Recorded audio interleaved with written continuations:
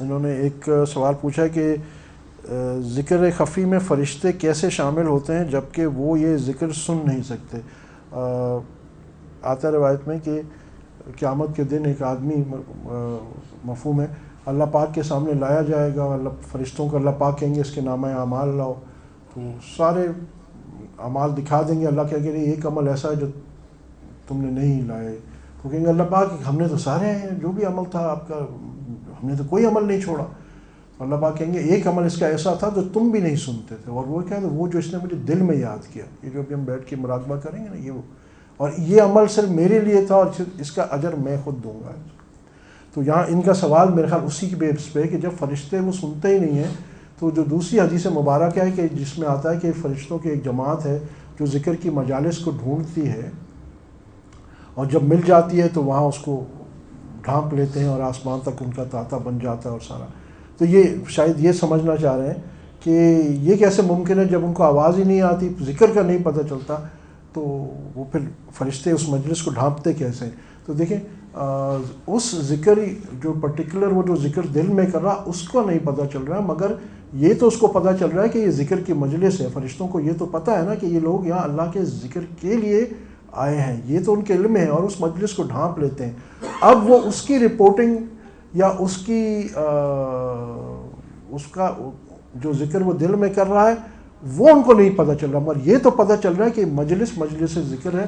یہ ان کو اطلاع میں ہے کہ یہ لوگ یہاں کے بیٹھے کیوں ہیں، یہ اللہ کے ذکر کے لیے بیٹھے. تو اس واسطے یہ کوئی حیرانی کی بات نہیں ہے کہ وہ فرشتہ، اگر ہم قلبی ذکر کریں گے تو فرشتے وہاں نہیں آئیں گے، بالکل آئیں گے، بالکل آئیں گے، آپ بے فکر رہیں. اور دوسری بات یہ ہے کہ انہوں نے لکھا کیا نسبت ملنے کے بعد قبض اور بسط کی کیفیت ہوتی ہے؟ سلوک طے کرتے ہوئے دو کیفیات ہوتی ہیں جب انسان ایک سالک طے کر رہا ہوتا ہے. ایک قبض کہلاتی ہے جب اس کو گھٹن ہوتی ہے، کسی عمل کرنے کا دل نہیں کر رہا ہوتا، نہ قرآن کا نہ نماز، بڑی مشکل ہوتی ہے، مشقت ہوتی ہے. اور ایک ہوتی ہے بسط کی کیفیت جب اس کو بڑا دل لگ رہا ہوتا ہے کہ یار اور تلاوت کروں، اور ذکر کروں، مراقبے میں بھی مزہ آ رہا ہوتا ہے. اور یہ کیفیات چینج ہوتی رہتی ہیں، پورے سلوک میں چینج ہوتی رہتی ہیں.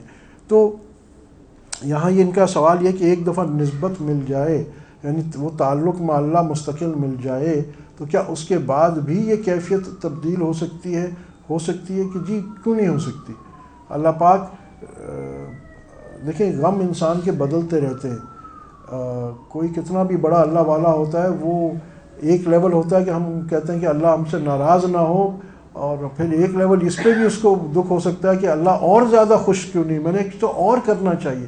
بہرحال یہی تربیت کے لیے اللہ پاک جو ہے قبض اور بسط کی کیفیات جاری رکھتی ہیں. صاحب نسبت ہو بھی گیا تو اس کا یہ مطلب نہیں اس کو قبض سے بسط کی کیفیت نہیں ہو سکتی، یہ ہو سکتی ہے.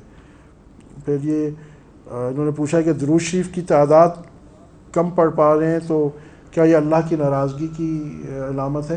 دیکھیں اس میں دو چیزیں ہیں کہ ایک تو اس چیز میں نہ پڑھیں، درود شریف یا کوئی بھی ذکر ہے اس کو کثرت سے کرتے رہیں، مگر اگر یہ تعداد آپ کی کم اس واسطے ہوئی ہے کہ اب آپ زیادہ توجہ سے پڑھ رہے ہیں تو پھر گھبرانے کی بات نہیں ہے، کیونکہ قیامت کے دن اعمال تلے جائیں گے، گنے نہیں جائیں گے.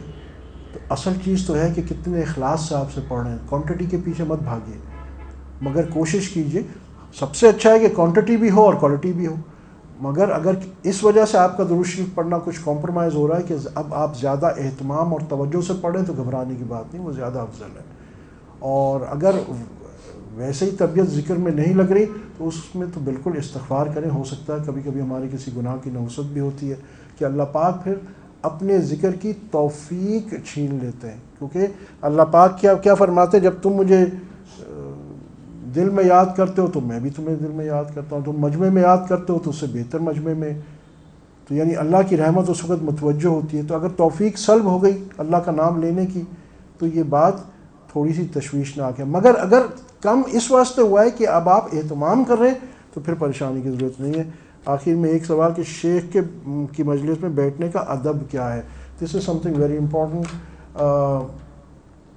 اکثر و بیشتر میں نے دیکھا ہے کسی بھی بزرگ کی مجلس میں یا کسی بڑے کے بیٹھنے کی ایک بنیادی ادب ہے، اور شیخ میں تو بالخصوص جو سالکین ہیں اپنے شیخ کے یہاں پاس جائیں یا کسی اور اللہ والے کے پاس جائیں تو پہلی کئی چیزیں مگر مختصر میں عرض کرتا ہوں کہ ایک تو یہ کہ وہاں جا کے شیخ کی طرف متوجہ رہیں، آپس میں کراس ٹاک، اور آپ نے کوئی بڑی بورڈ میٹنگ میں جائیں، کہیں جائیں، کراس ٹاکس نہیں ہو رہی ہوتی. تو اسی طرح کسی بڑے کی مجلس میں جاتے ہیں تو ہم اس کی طرف، چاہے وہ ہم سے بات نہیں کسی اور سے بات کر رہا ہے، مگر یو نیور نو وہ کب ہماری طرف توجہ کرے، ایک بات. دوسرا جو سالک ہے وہ مستقل یہ خیال رکھے گا کہ شیخ کے قلب سے میرے قلب کے اندر فیض آ رہا ہے مستقل، اور اس کو مستقل فائدہ ہوتا رہتا، اس کی بیٹری چارج ہوتی رہتی ہے. یعنی یہ سمجھے وائرلیس چارجر ہے بالکل. مگر اس کے لیے شرط یہ ہے کہ ہم نے اپنے اینٹینا کا منہ شیخ کے قلب کی طرف کرنا ہے ڈیلیبریٹلی.